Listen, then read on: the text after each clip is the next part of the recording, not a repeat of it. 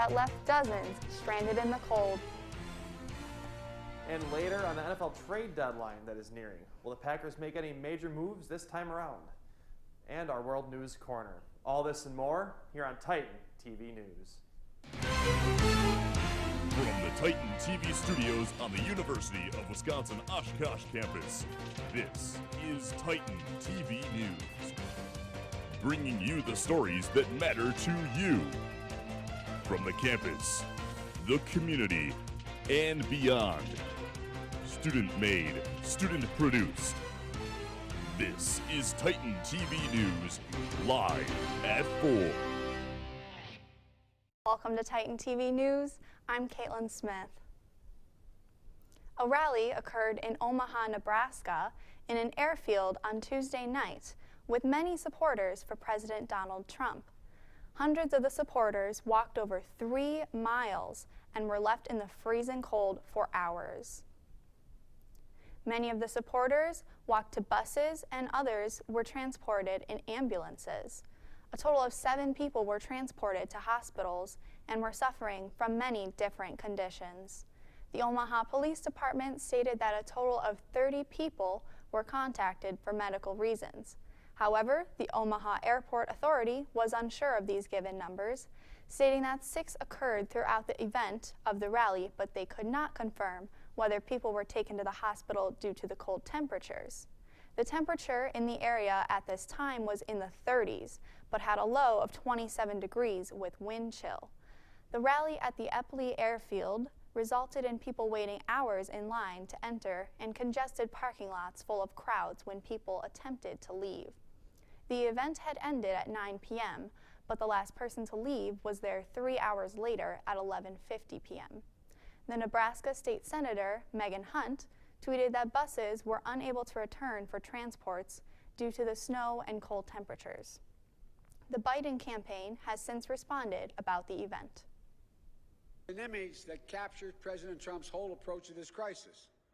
He takes a lot of big pronouncements, and he makes a lot of big pronouncements, but they don't hold up.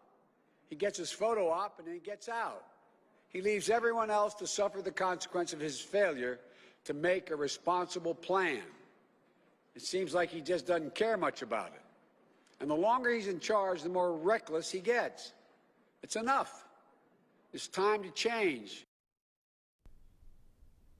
The Senate has confirmed 7th Circuit Court of Appeals Judge Amy Coney Barrett to become the 115th Associate Justice on the United States Supreme Court. The American Bar Association gave Barrett its highest rating, and Barrett is noted for having an impressive track record for the legal profession. Justice Barrett has stated she will not legislate from the bench and acknowledged the court's responsibility to the law, but they cannot solve every problem for public life. Barrett's seat on the bench gives conservatives a 6-3 majority, which could possibly affect a variety of issues that come forward. Judge Barrett pledged during her confirmation hearings to be an independent mind and will prove this in upcoming cases. However, there has been mixed feedback with Barrett being sworn in. Pence has reacted quite positively, while Harris does not agree.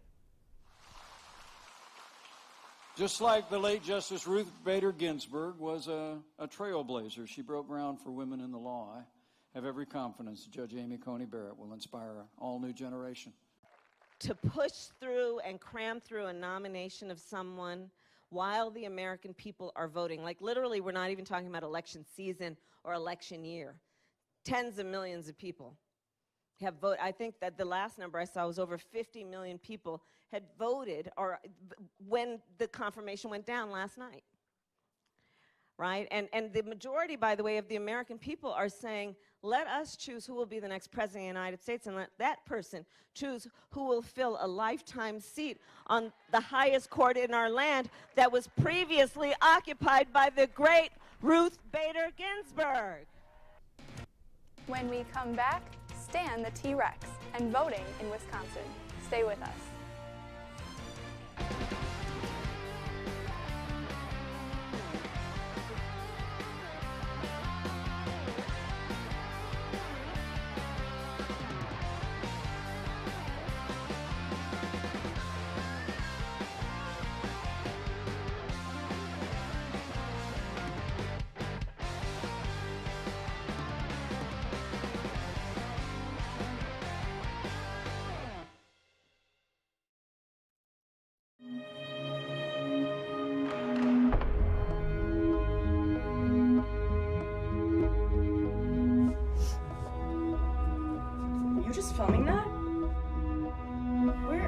girlfriend here.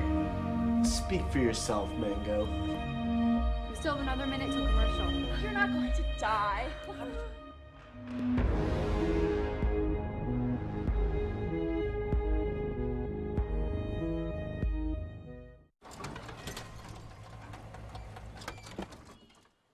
Leah, did you put a new dent in that? This one? No. Were you texting and driving again? Yes. Hi, Leah. Hi, Dad. Sorry about your bumper.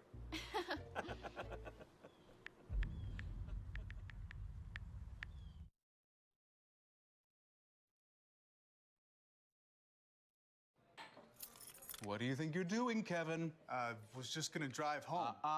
There are several warning signs present that you shouldn't be driving. Like hearing voices? Like your text-to-emoji ratio? Oh man, the selfies. Selfie nailed it. We all have warning signs that let us know that we're probably not okay to drive. Mine is pretending to be your subconscious. Craig, come on man, let's split a ride home.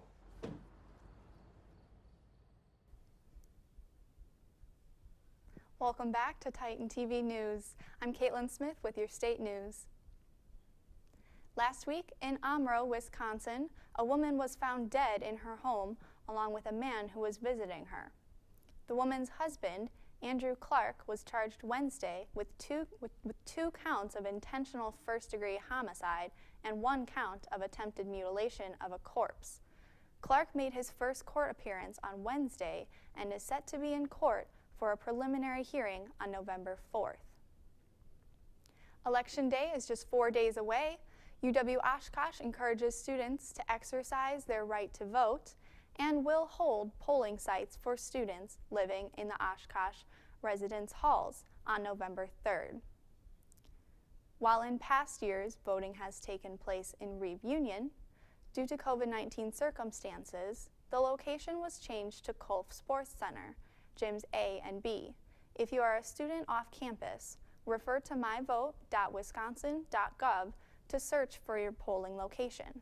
Students must bring an acceptable form of identification, such as a driver's license or a passport to the polls.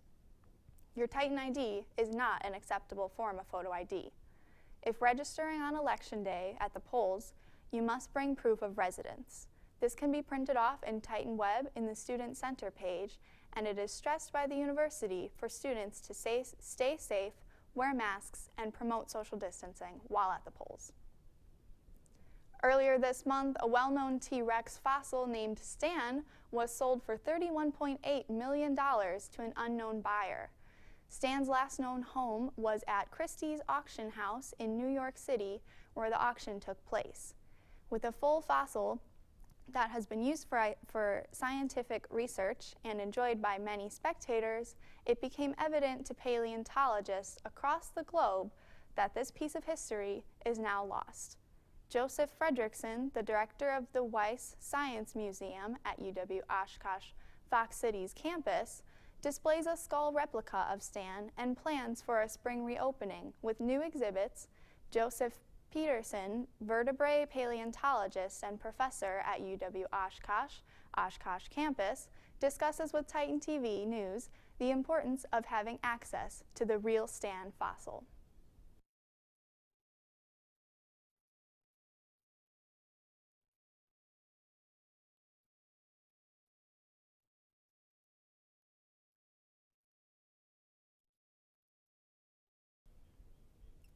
It seems like we have had a long year that never wants to end, but the best part about fall is hands down Halloween, and trick-or-treating is the most important part about the holiday.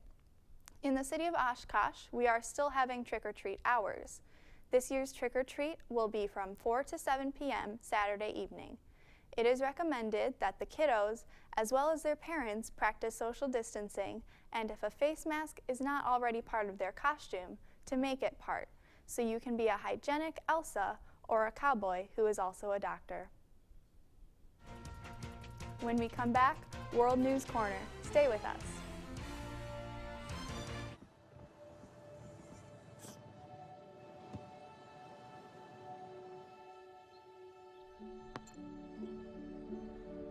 Vote today. I don't remember how it started.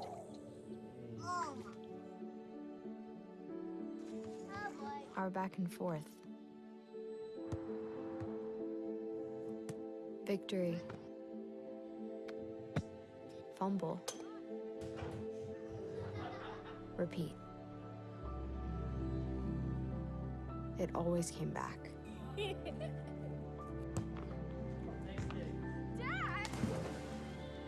Okay, here we go, throw it! Yeah. You probably don't remember what you told me, That was perfect. but I heard every word. Nice.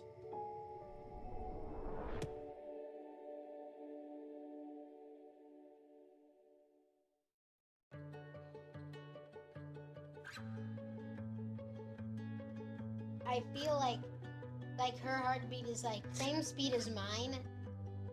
And I think we have this like deep connection, this heart connection in her heart, that there's room for me and Mom.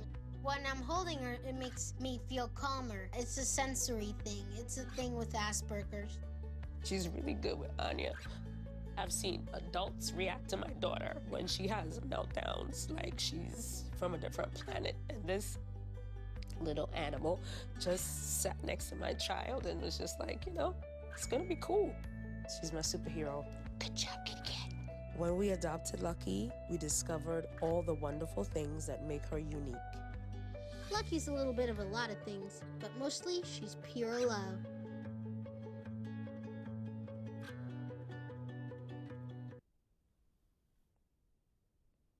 Welcome back to Titan TV News. I'm Andrew Mertens with your World News Corner. In March of 2019, Australian Brenton Harrison Tarrant murdered 51 worshippers in the Al Noor and Linwood mosques in Christchurch, New Zealand. This week, white supremacist Tarrant has been sentenced to life in prison without the possibility of parole. This is the first maximum available sentence that has been imposed in the nation of New Zealand, according to the Associated Press. After the sentence was announced, the survivors of the shootings raised their hands and fists in celebration and greeted supporters, waving signs with painted hearts and carrying roses outside of the building. New Zealand abolished the death penalty for murder in 1961. Since then, the maximum sentence had been 30 years for triple murder until Tarrant. 2 weeks ago, it looked like Great Britain was going to be locking down, but as the virus has progressed in Europe, the nations of France and Germany are shutting down parts of their economy. Globally, the virus has infected 44.5 million people with 1.2 million deaths. In France, there have been 1.2 million infections and over 35,000 deaths. In Germany, there have been 500,000 infections with 10,000 dead. Starting today, France will bar people from leaving their homes without authorization. President Emmanuel Macron assured the French people that despite this second wave being much worse, the lockdown would be less severe than in the spring. Germany on Monday will be doing a lighter round of shutdowns with bars, restaurants, and theaters to close until the end of November. Northern Ireland is also looking at locking down again. Ireland will be doing what is called a circuit breaker lockdown. This will close pubs and restaurants, as well as schools for a short period to try and break the cycle of infections, according to CBS News. Voting in Texas has taken off significantly this election season. Total voting numbers from early voters has already surpassed that as it was in the 2016 election, with over 9 million votes already being accounted for. This passes the 2016 total vote count of just over 8 million, as Texas battles it out over who should be the next president.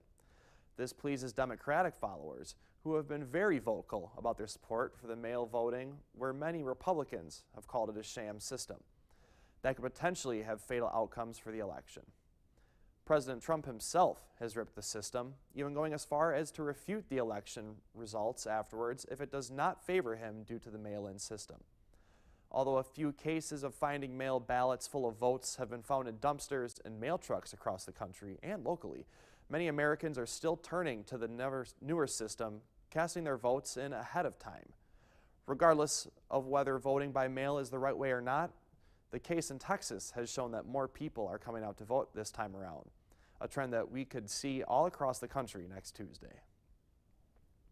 Mexico has seen a surge in new coronavirus cases, with total deaths surpassing 90,000 on Wednesday. The ultimate cure for COVID-19? A vaccine, of course. And Mexico says it has a lot to offer on that front, even if it's not the biggest researcher in the race to stop COVID-19. Mexico plans to make hundreds of millions of vaccines in a short period of time to be able to distribute them in their own country and around the world.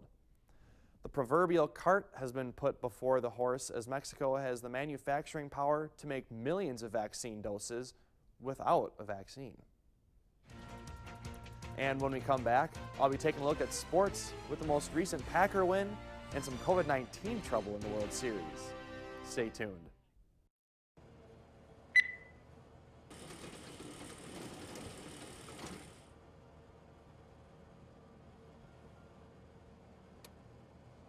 WRST FM Oshkosh. Hey, what's up? My name's Andrew Hayes. I'm going to play you guys my favorite song right now, so check it out.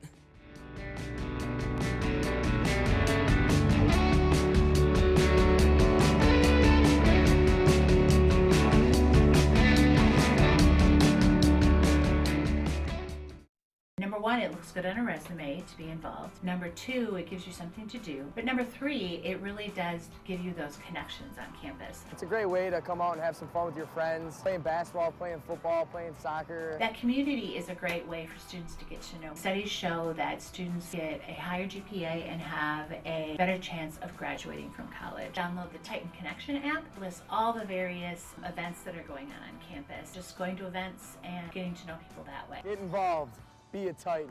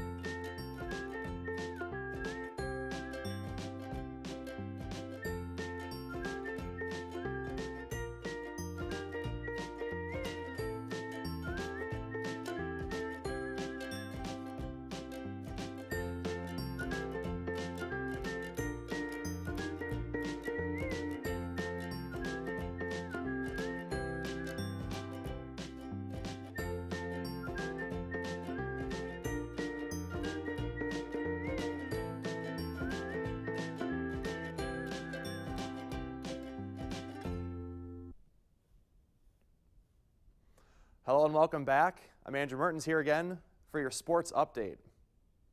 The good, the bad, and the ugly. That's just about sums up the beginning of the Wisconsin Badgers football season. Quarterback Graham Mertz had a near-perfect game in the first career start as he threw 20 completions off 21 attempts for 248 yards and 5 touchdowns in a 45-7 win against Illinois this last Friday. The redshirt freshman's performance earned him the highest completion percentage in a game in Badgers history. However, that's about all the good news the Badgers have had about this past week. On Monday, October 26th, the Wisconsin State Journal reported that Mertz had tested positive for the novel coronavirus, which was later confirmed by a second positive test result later in the week. To make matters even more ugly, the team reported a total of 16 positive cases of COVID-19, including the head coach, Paul Chryst. The team announced on Wednesday of this week that they have paused team activities and canceled their game against the Nebraska Cornhuskers. That was supposed to be scheduled for tomorrow, October 31st. Wisconsin Athletic Director Barry Alvarez spoke to the media on Wednesday about the university's decision to cancel tomorrow's contest. We just felt with the number of positives in that short a timeline, the chancellor and I felt we have an issue that we had to make this decision and get our arms around this and control the COVID and the virus now. Big Ten COVID-19 protocols require players to miss a minimum of 21 days before returning to play, and coaches who test positive are able to return after a 10-day period. As of right now, next week's game versus Purdue will remain on the schedule. If the game is played, redshirt junior Danny Vandenboom from Kimberly High School would take the start behind center for the Badgers. The Packers bounced back into the winner's circle this past Sunday after they defeated the Houston Texans 35-20. Aaron Rodgers had himself a day after throwing 23 receptions for 283 yards and 4 touchdowns. The Packers started off their scoring with a 3-yard touchdown reception to Devontae Adams to go up 7-0. To start off the second quarter, Rodgers again finds a wide open Adams, this time for a gain of 36 yards to set up the touchdown by tight end Jace Sternberger. This was Sternberger's first touchdown of the season and only his 4th reception on the year per ESPN. Packers go up 14-0. Shortly before the 2-minute warning, Texans kicker Kaimi Fairbairn misses a 41-yard field goal wide left to remain scoreless for the first half. Packers receiver Malik Taylor also was able to get in on some of the action late in the second quarter for the Packers with his first career touchdown catch to put the Packers up 21-0 just before the end of the half. Texans were able to gain a little bit of ground in the second half, but the 3-score deficit was just too much for Deshaun Watson and the Texans to overcome. With the win, the Pack moved to 5-1 and gained sole possession of first place in the NFC North after the Bears lost to the Rams 24-10. The Packers will face off with the Vikings this Sunday at Lambeau Field as they look to sweep the season series against the Vikings. The 2020 MLB postseason is in the books after the Los Angeles Dodgers defeated the Tampa Bay Rays 3-1 in Game 6 of the World Series Tuesday night.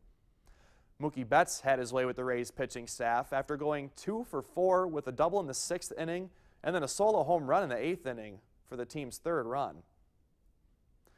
The win is the Dodgers' first since 1988 World Series, but arguably the bigger storyline of the night was Justin Turner's positive COVID-19 confirmation that came mid-game. Turner was pulled following the 7th inning of Game 6 after the MLB learned that he had tested positive for COVID-19. But that didn't stop Turner from going out and celebrating with the rest of his team after the win.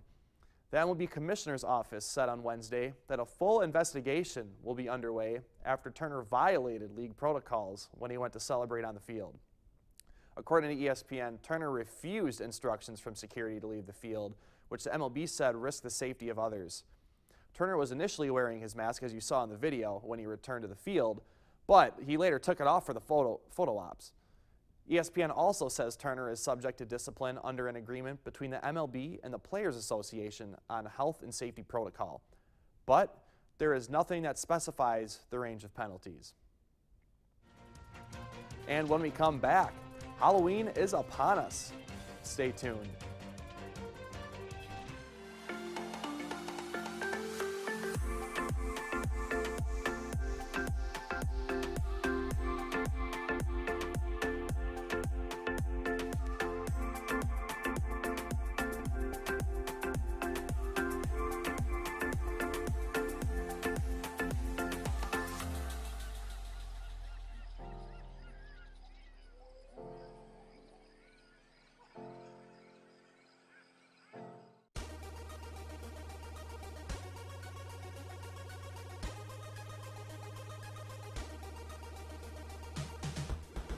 The lawsuit began back in August of this year.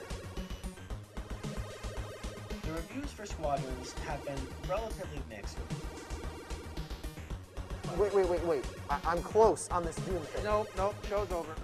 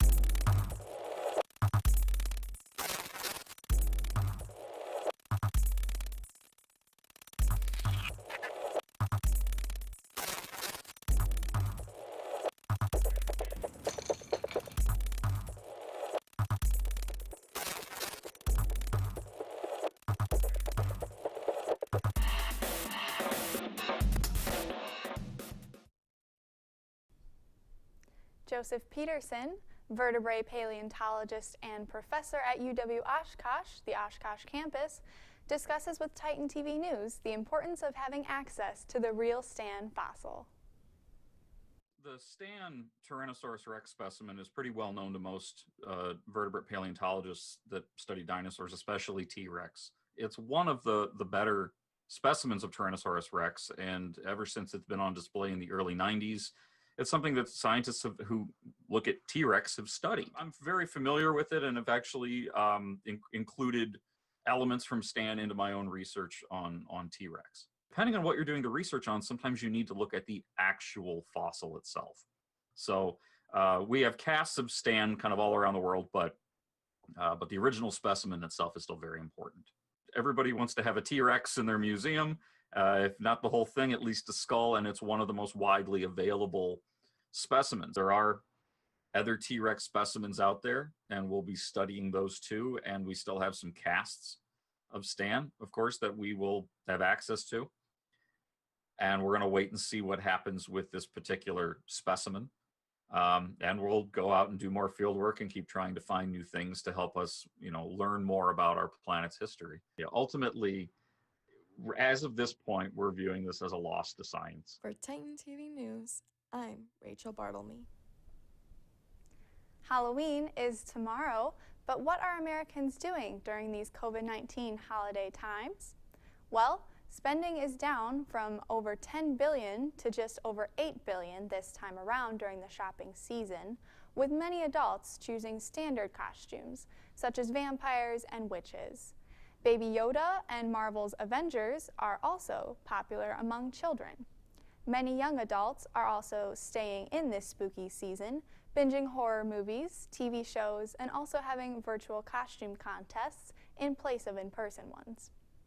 An estimated 63% of Americans said that they would participate in handing out candy to eager trick-or-treaters, some of them even going as far as placing candy slides from their doors outward 6 feet to slide candy out to families who are participating. Despite so many uncertainties going on with COVID-19, it would appear that the show will go on with Halloween this year. Dallas police continue to show up to one Dallas resident's home after his neighbors claimed that his Halloween decor is just too real.